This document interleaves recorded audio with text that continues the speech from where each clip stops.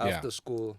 It's either you're gonna study or you're gonna go get the job. You're 100%. not gonna. Because I remember, because I told my parents I don't wanna do journalism. Yeah. I've always been about the arts. I'm Jason Goliath, And I'm Nicholas Goliath. and this is a new podcast called The Happiness Economy, where we try and unpack, figure out, investigate, interrogate, I think holistically understand what is happiness even. What is it to you? What is it to me? Is it different? Is it the same? What do you do to chase your happiness? Just chase it. We want to chat to people who we believe have found their happiness or are on the way to finding their happiness and find out what it is that makes them happy. So, if you're happy, we're happy. The Happiness Economy with Nicholas and Jason Goliath. Tell her what you must. Our guest today on The Happiness Economy with a face full of tears is Dillan Oliphant. It's one of my favorites. It's one of my favorites.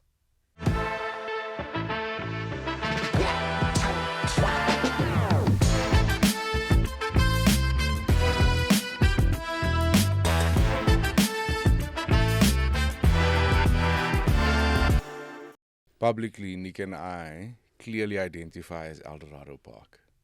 Where you from, when we say it on stage, we never speak about Florida, we never speak about Mariasburg.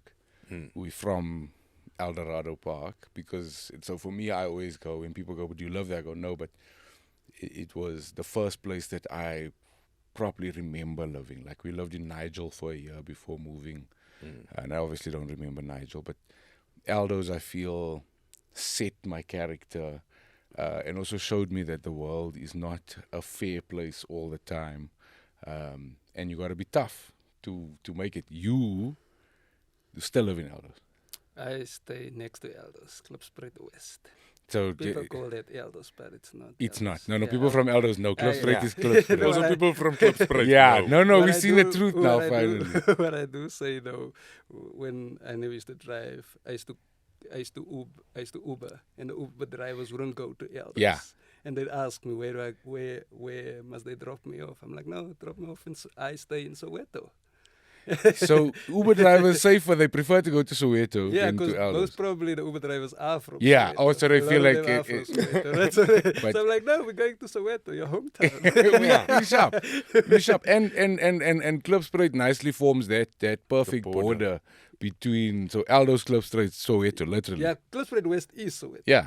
Klipspruit West is the only, Elders I think. Oh, so falls under its Klipspruit own West thing. registered as Yeah, Soweto. it's because we don't even, before, even when we vote, we for our votes don't fall under Elders people's votes. So our ward was a different ward. So we all been lying to the people. No, because Nick and I, we moved out of Aldo's in the 90s. Yeah, we I was moved out of 9 Aldo's years in old the when we moved in the out of 90s. I was 12 when we moved out of Aldo's, but we still feel like we're from Aldo's, and everybody thinks you're the king of Aldo's. In the meantime, you're the king of Soweto. You're not even. I do spend most of my life in Elders though. Know what you love in Soweto, Dylan? Can you just tell I the people? stay in Soweto. Yeah. I love in Elders. Oh, yeah. How long have you lived there?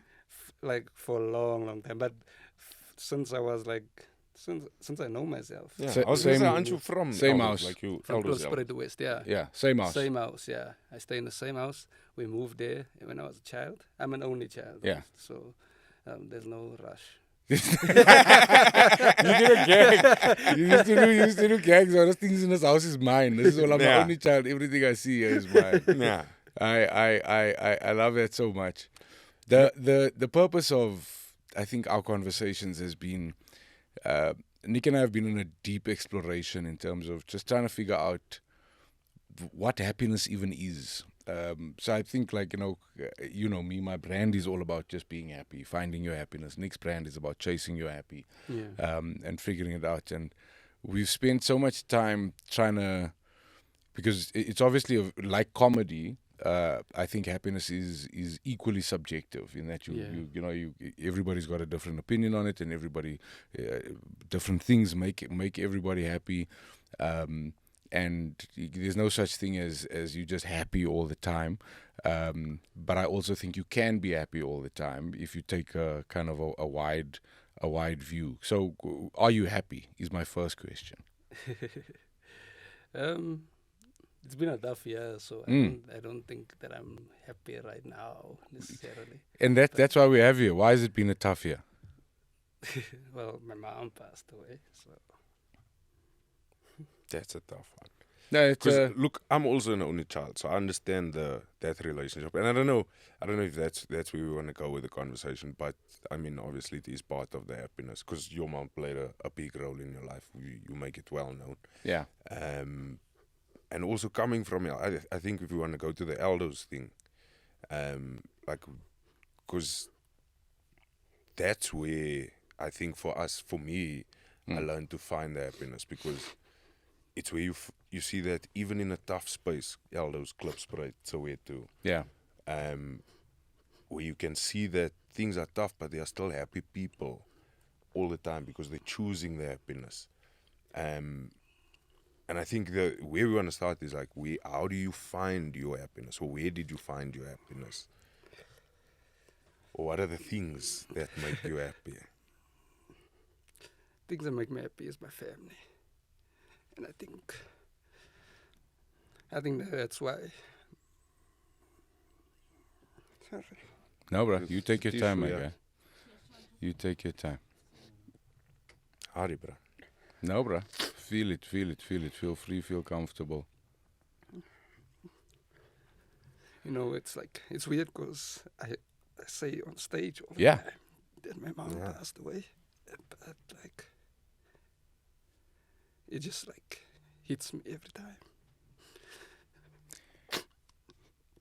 I think I look at my relationship with El Dorado Park, my relationship with growing up.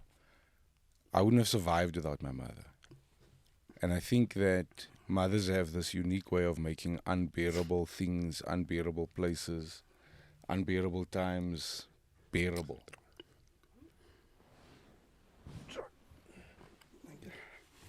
For sure.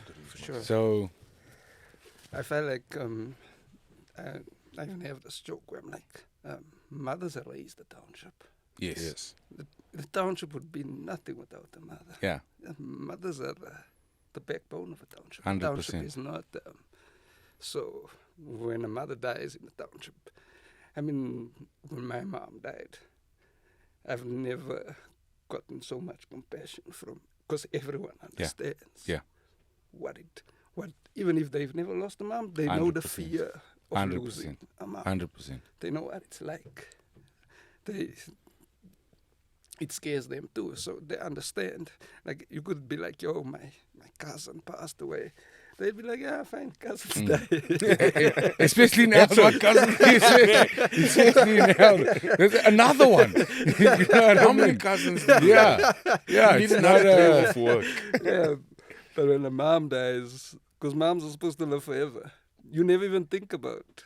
I've never even thought about my mom dying. 'Cause Yeah. my mom was sick. Can't imagine. My mom was sick for a long, long time. Yeah. For a long, long time. That's a big reason why I never left home. Because my mom was sick Yeah. for a long, long time. And then one day we woke up and she was no longer there. And we're like, you're not supposed to die. What now? You're not supposed to go. Who's gonna make breakfast? Was your mom a happy person? She was, yeah. Like, my mom was loved. My mom's funeral was huge, bruh. Like, she was loved by, because my mom was like, my mom was a really smart woman. Yeah. Like, when she hated that she doesn't work anymore. My mom Yeah. used to work for Momentum, so she was a very smart woman. And she liked working, and she liked my mom and my father, like, opposites. Yeah. My mom likes spending, and my father's Yes. like a conservative Yeah. with his money. He's very conservative with his money. So when she stopped working, she stopped having spending power. Yes. Now she And has to that was part on of his the reason rules why now. it's part Yeah. of the reason why she probably became a bit sad. Yeah. It depressed her, because she was very independent. My mom worked like from the age of 15. She was school holiday. She was working at Woolworths. Yeah. My mom. So and the kids in our street loves my mom. So Kasi moms are very often, especially good moms in the Kasi, are not just your mother. Yeah. They look after all of the I almost want to say all the kids that they can see. Yeah. They look after, and from what I'm picking up, you're saying your mother played that role in your community. Yeah, like towards even my mom got very sick towards the end. Even then, the kids would come Yeah. and they'd come do their homework at Just to our be home. close. Just to be close to my mom. Come help her with, because my mom's eyesight was really bad. Yeah. So they would just come in. So there was this group of kids in my street who would just come, and they'd come and sit with my mom and come hang out with my mom. My mom's just there sick, and they're just sitting there. So if I were to, and this is such a difficult question even, but if I were to say to you, The whites this side. if I were to say to you, what would you say off the top of your head the most important thing your mother taught you about happiness? So maybe she didn't say it to you, in terms of a lesson, but maybe it was the way she lived her life, the way she chose her happiness. What would you say was your biggest thing you received from your mom, or lesson from your mom regarding happiness and being happy?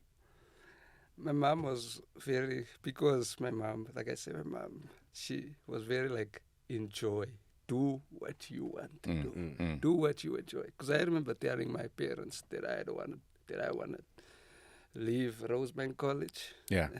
and start doing stand-up comedy. What were you studying? I was studying journalism. Oh, yeah. I did it for a year. Well, my parents think Yeah. it was a year. It was That's what my Your parents paid for a year.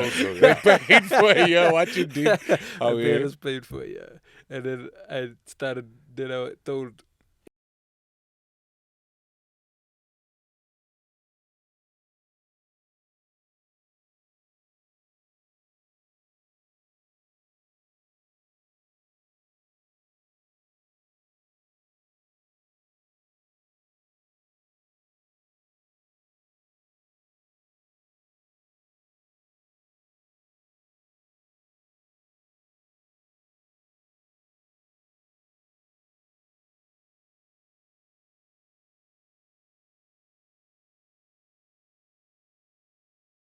pursue a career in That's in- because the in- mother doesn't in comedy. understand the No, industry but- in South Africa. but 'Cause imagine- back then it Yeah. was easier to start a career than it is now. But I'm saying It is, perception wise, no, I get it's what you're easier to mention it now because you can make examples of successful people who've done it. But I mean, also, how long? This is like 13 years ago you started. Yeah, You started around the same 2010, time as yeah. us. So a year before us. artist. So I don't think any parent, a colored parent, that's for sure, after school, it's either you're gonna study or you're gonna go get the job. You're 100%. not gonna. Because I remember, because I told my parents I don't wanna do journalism. Yeah. I've always been about the arts, even when I was a child. Yeah. I've always been about. I used to write like plays for my church youth group. So I've always been about the arts. Yeah. And I was like, I would like to do this, but I don't know how to do it. Yeah. And then we went to stand-up shows, and I was like, okay, That's what I wanted to. that's what I How wanna did do. you end up in journalism? It was basically media studies. So in my mind, I was like, oh, we're gonna do not just journalism will be on the side. Yeah. Yeah. And I'll do some camera stuff, do some Yeah. things for camera and whatever. It's gonna be more entertainment. I've always wanted to be in Yeah. entertainment. So I thought this will be like, I'm just gonna tell my parents. So it wasn't journalism, it was media studies. So journalism was one of the courses Yeah. in that. And I was like, hey, yeah, I'll stick it out Yeah. with journalism, Yeah. but I really want to be in entertainment some way, somehow. And then I told my mom, and then my mom, my father, I know you've seen my parents. Yeah. Have you seen my parents at gigs? What, was it towards like the end? Yeah, maybe, I think I may maybe, have seen them at one gig. maybe Didn't once. they come to the comedy club? No, they did not come to the comedy club at that time.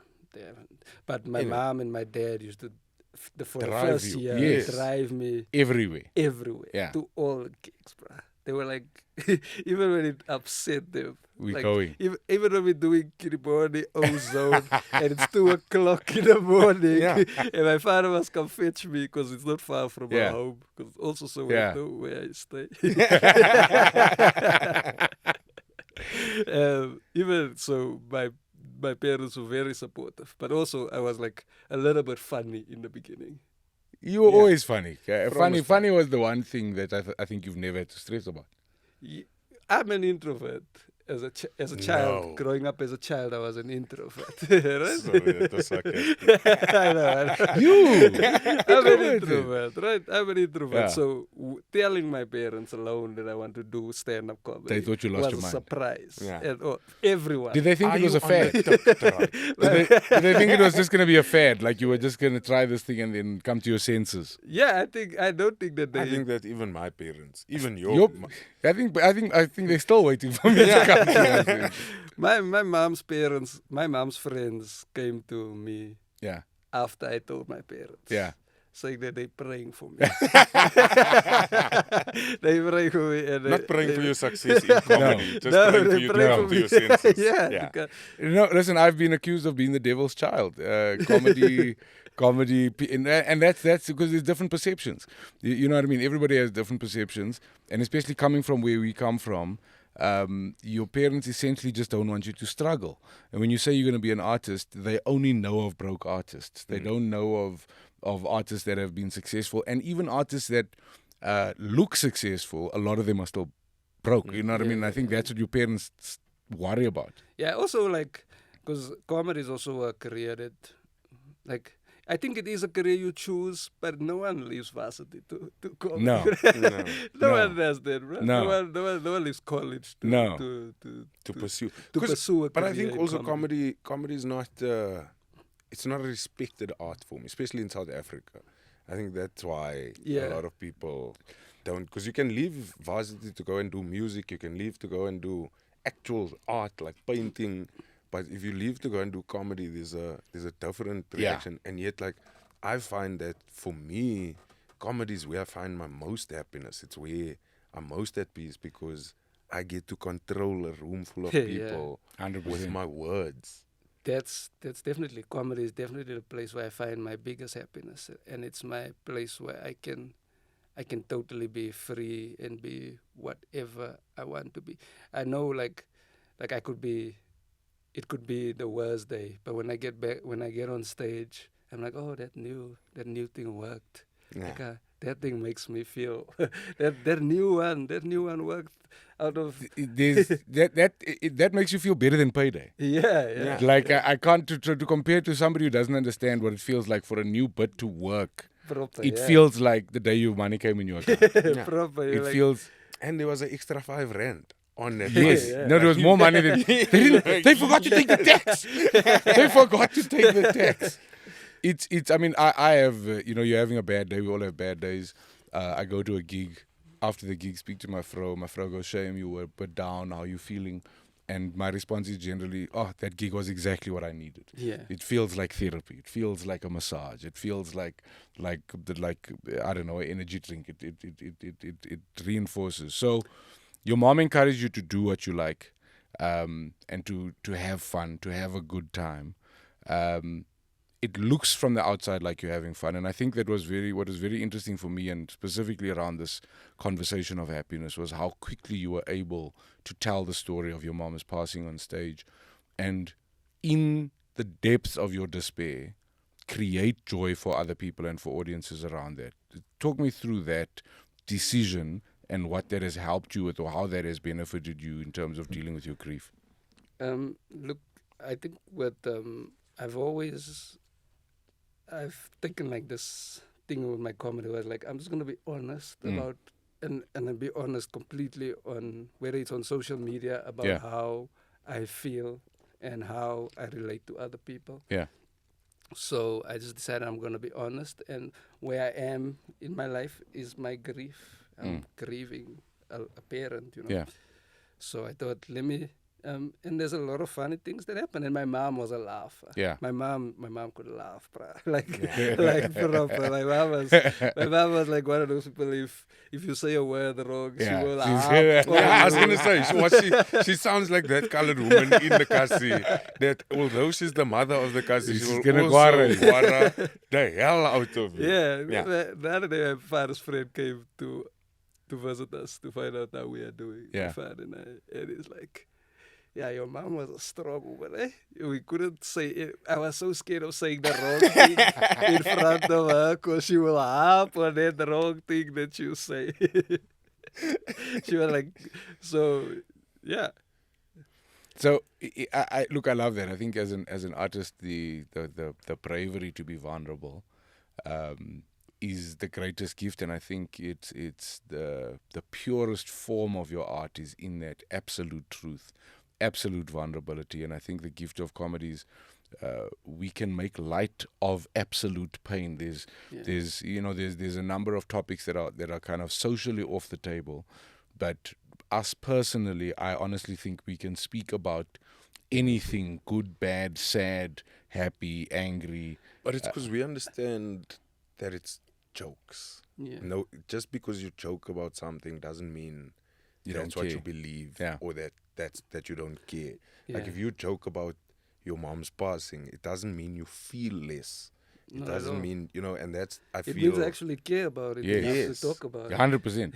And I think Yeah. the perception is that it's not okay to joke about your mom's passing because, there's that whole stigma around someone passed, and it's not the right thing to be joking and laughing. Where, as comedians, we understand that that's how we deal. Like for Yeah. me, I don't deal with pain, with suffering. I joke when Yeah, for sure. I always tell people, if you give me information, doesn't matter what the information is you're giving me. Yeah. My brain is looking for the joke. 100%. in Finding a way whatever to the make it story funny. is. Yeah.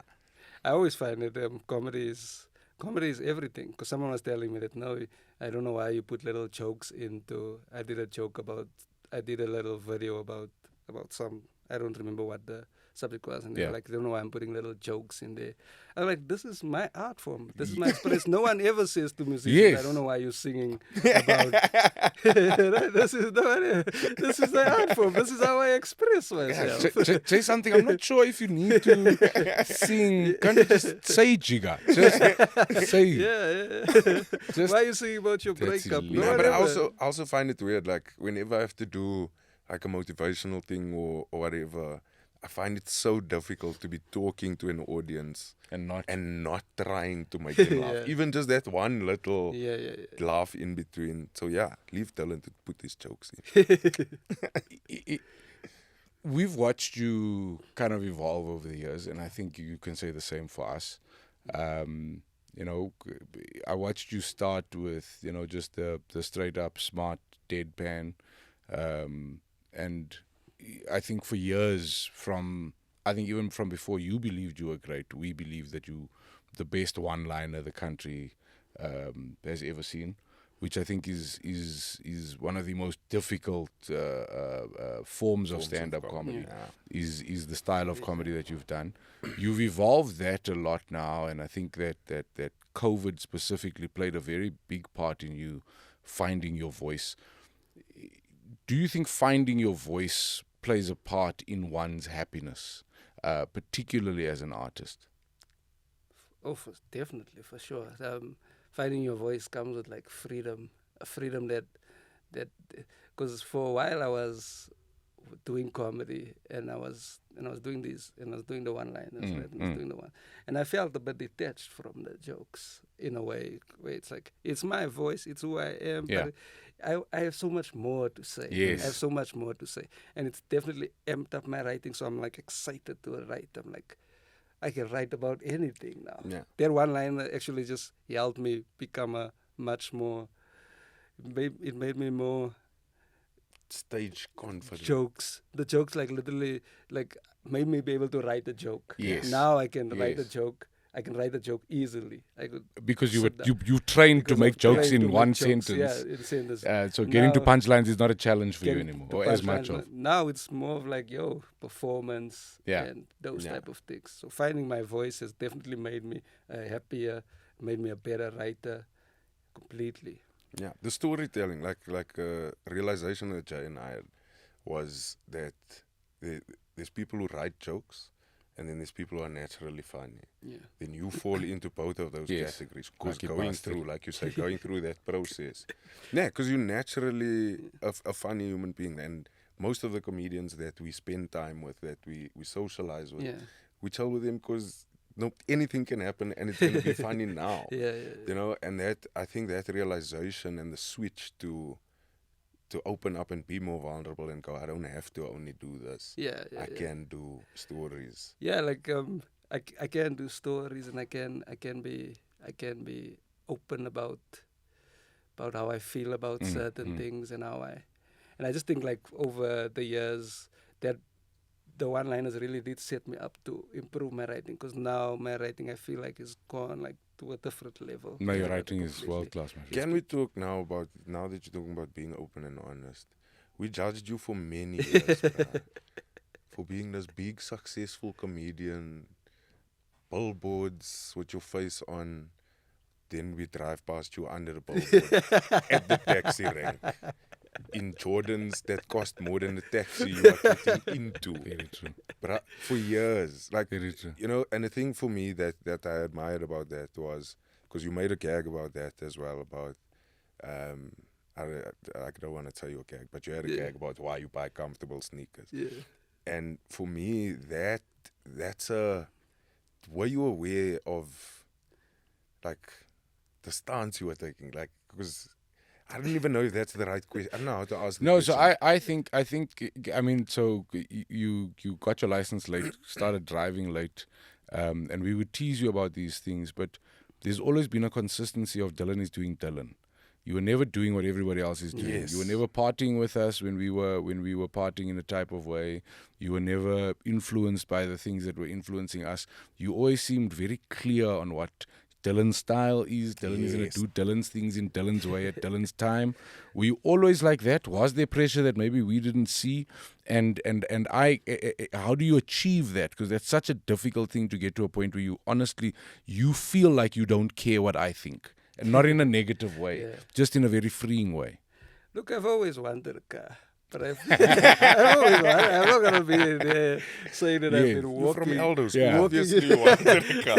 Man, I hated taxis. I towards even before I got my car, I was Ubering more than anything, because I hated climbing into a taxi, sitting next to I don't know what time I was sitting next to this guy, and this guy goes, you know, you look just like you look just like the guy that was with Trevor Noah. I'm like, huh? I just look at him. So then he says to the other bra next to him, he's like, this bra looks just like Dillan Oliphant. And this bra says to him, no, this isn't Dillan Oliphant. And you didn't correct it. No, I just said quietly. This guy In goes, the no. taxi you don't correct, right? You just count the change and pass on. He's like, yo, you look just like Dillan Oliphant. Yeah. But in terms of your style, you're doing things on your own time, and you're not being influenced like the rest of us were. Are you like that? What do you attribute that to? Because I'm an only child, and I feel like part of me is like I didn't have no pressure from anybody. My parents weren't pressuring me To move out and to start move your out life. and get a car or. But I've always wanted. You do want those things. Who wants to be? No, for sure. know? Yeah. So, I've always been I think for myself, in just like in my own. I have my own. That's why my first car was a BMW 1 Series, bro. It's not even because like. Because that's what you want. And one in motor plan, just so that we're clear. It wasn't just one. It was Not one the first in motor generation. Yeah, it's not a. That's why my first car was. People are like, yo, that's your first car. I'm like, this is what I want, bro. Yeah. Why my first car? Why must my first car be a struggle car? But you see, That's what I bummed it. And I'm almost 40. that's a big part. Scraped it. Like, that's one of the things that we discuss is the acceptance of who you are, what you want, where you want to go. Yeah. And not worrying about what other people have to say. When we quarreling you about, you're wearing your sneakers on a taxi, it doesn't matter because you know what your plan is. So was that something that you just always had with you? Is it something that you like was passed down from your parents? It was something that I guess I always had with me, because I've always been a loner, and being a loner, it's just who I was. But and who I am. there's still the friends. There's still elders. So But look, I'm as an artist. You guys know how it is to be an artist. And to be an artist who doesn't have a day job is even harder. Very hard. Yeah. Like to be an artist, to start out, It's near and impossible. you don't have at a the day moment. job. It's hard to accumulate anything. You know what I mean? Because money goes to transport. Yeah. Money goes Yeah. to. I mean, these gigs are paying 700 rand. Wait, I will never be able to buy a car. No, I will never pay. I will never No, be you'll able buy to- the first generation 1 series at the auction. Yeah. now. And you just get a steering wheel. Yeah. M for makeup plan. So yeah. Then I got then I always told my parents I want the 1 Yeah. series. Yeah. I've wanted a 1 series this whole time. I was like, if that's not my first car. Come on. It starts with 1. It starts with 1. It starts with 1. It's a in the 1 name. series. Yeah, it's in the name. That can be my first one. And then there were times where I was like, hey, I need to make a move to get this car. Need to get this 1 series. Because there was like times also where I was like, I want another car. I Yeah. want another car just so that I can stop having people here to take Yeah.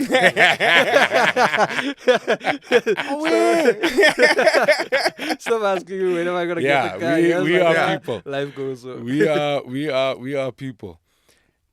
What is your so we generally do a rating and firstly I just want to say thank you for coming to do this at this time of your grieving process, because I think we knew that this is going to be a sensitive one, and it's particularly why we wanted to have you, because I think that a lot of us have so little experience with grief personally, and even empathizing with somebody else. It's one doesn't really understand always how to support, what to say, when to say.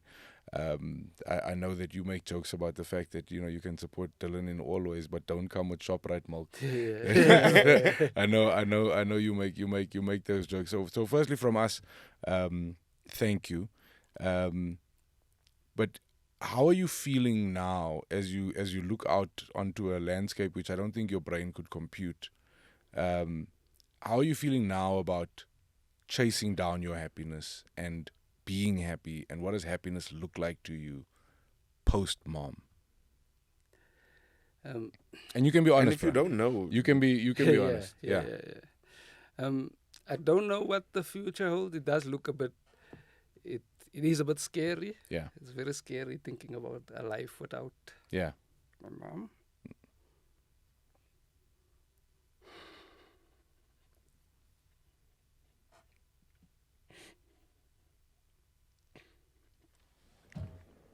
Now you take your time, my bro.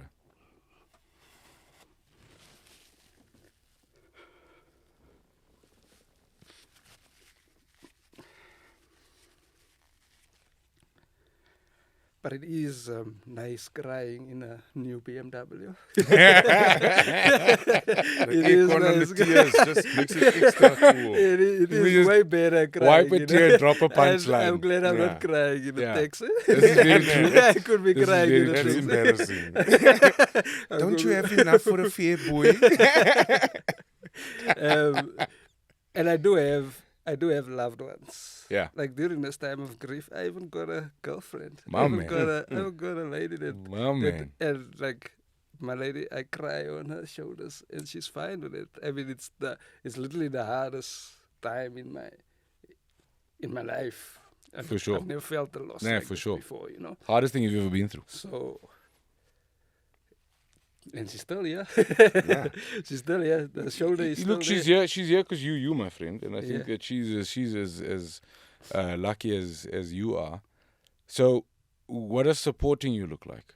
So you can cry on her shoulder, but what do you need, for example, from us? And the reason I'm asking you this is because I think that a lot of us are so ignorant in terms of how to treat people in times of grief. I'm terrible. I just separate myself and almost run away, put my head in the ground, in a very cowardly fashion, because I'm uncomfortable in your discomfort, and don't know what to say, and more than don't know what to say, I'm fearful of saying the wrong thing or fearful of triggering. So is it possible to advise us, for example, in terms of how would we support you?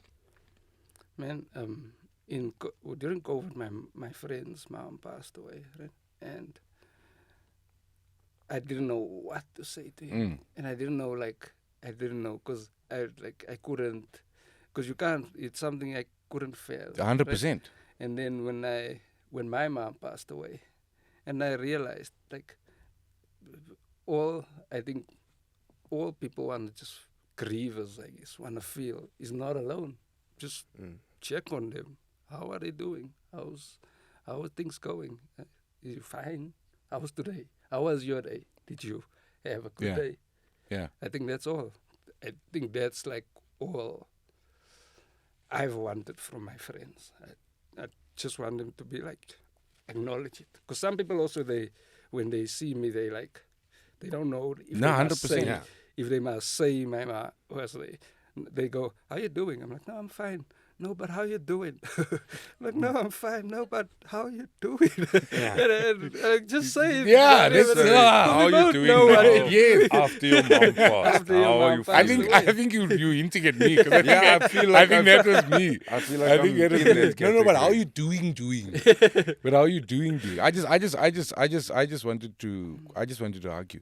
But I think that's such valuable information. Is grievers just want to feel like they're not alone? Yeah. I Is think they want to that be the seen. articulation? I think they just want to be seen. It's not all. I'm not always this teary-eyed. No, or for it's sure. Always this. It's not always gonna be because some people also they don't know how they like. Hey, if they bring this up, he's gonna be 100%, crying yeah, for another 100%. hour. No, it's not always. There's gonna be there are days when I talk about my mom and I'm just laughing. I'm like, I Yeah. can't You believe my feel a mom said different way. something like that or she did something like that. For sure. Then there are days when I'm sad. I just want Overwhelmed. and I just want to be Sad. sad. Yeah, And that's That's okay. okay. Yeah.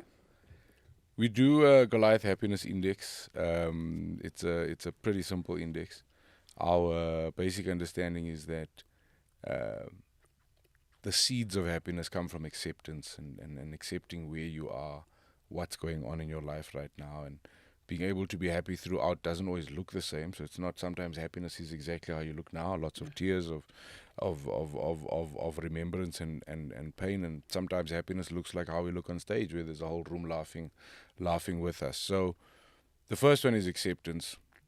The second one is optimism, just in terms of how optimistic are you for the future. And Nick's gonna remind me, what is the third one, Nicholas? I'm getting old now and I'm emotional with Dylan. Yeah. What is your happiness rating now? Yeah, so how happy are you right now? So we'll start with that. And how happy are you right now? On a scale of 1 to 5, 1 being poor, 5 being as happy as you can be. How optimistic are you about the future of Dylan's happiness? 1 to Considering 5. that you have a beautiful shoulder to 1 cry to on. 5, yeah. And you're crying, In your you're one crying in a series. one series. You're crying in a one series. Brand new. Yeah, so go for it. Number 1, how happy are you right now? Honest. I would say at a 5. I think I'm at a 5. As much as like my mom passing away, there's like a lot of my sadness. It's not like outside of my mom passing away. I'm pretty happy with. I'm happy with my father, with my family, with my girlfriend, with my car. With your shoes. I'm happy with my shoes. I'm outside. I think my mom is like is my biggest sadness, and that's the sadness that I'm gonna carry forever. Yeah. It'll carry forever. And that is exactly the articulation, and I think that leads us into acceptance. I think you got to accept that. This thing will make you sad forever. There's no time that it won't make you sad. And I find a lot of joy in that. Yeah. I find a lot of joy in that. The fact that you had that relationship, were able to love so deeply. Because a lot of people don't feel that way when somebody close to them passes. And the fact that you know you're going to have that hole forever, I think, is in itself a form of joy. So from an acceptance point of view, in terms of accepting what has happened, accepting where you are, accepting that this is your world, is your life. Where are you? 1 to 5.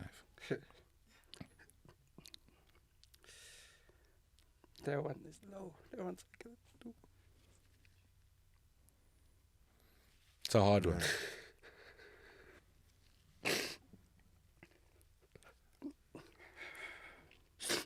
Because that, I think the acceptance takes time. It takes... It's also the hardest. I think it's easier to accept figurative things, and it's easier to accept. But death is such a non-negotiable, hard, cold, Yeah, like permanent. for sure. If I lose a phone tomorrow, I can get a new phone. 100%. Lose a mom tomorrow, I can't get a new. No, I can have people who love me like a mom, but 100%. But not. it won't be a mom. No matter how much they love you. In terms of optimism, and looking forward to growing into whoever you're going to be with this pain, because like you said, the pain is going to be there. The pain is going to be there forever in different ways, and you'll feel differently about it and be able to, share and celebrate her in different ways.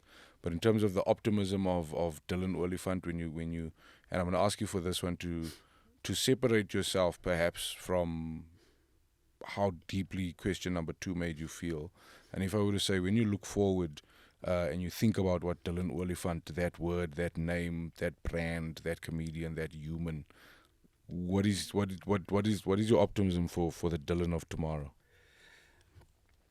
I always say, I've been saying that I want my grief to be soft on other people. I don't want it to be hard on other people.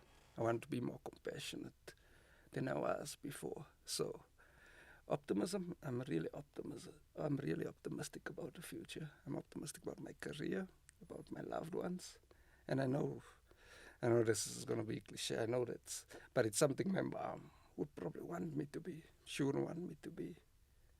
She would want, I can't not be sad, but she would want me to get up and move on with life. And be the best you. And be the best me that I can be, So I think I'm very optimistic. I'm excited about what the future. I'm excited for people to hear my story about my mom. I can't wait for people to hear how much I love her and how much she was loved and how much she will be missed. This one was the hardest. I can't thank you enough for sharing with us. See, ons from elders, we also cry. Yeah, we do, but tear gas comes out our eyes. It's not.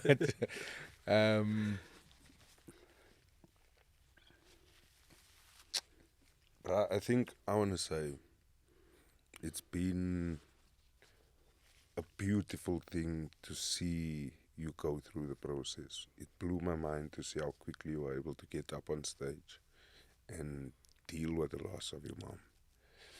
And I'm inspired by your ability to be you all the time. And I just love you and who you've become. You've grown up so nicely. I hope you take that from a nice space. But we've known you a long time, and you've really grown up so nicely, my man. Thank you. Thank you. Thank you for sharing. Thank you for caring. Thank you for inspiring, and nothing but love, brother. I can't wait to see what you do next. I feel you on all 3 of those, and I can't thank you enough. I feel like only love, bro. 2 series. Only love. Wow. M4. In the sequence. Nothing wrong. Nothing M2, 1, 2. Nothing wrong. All right.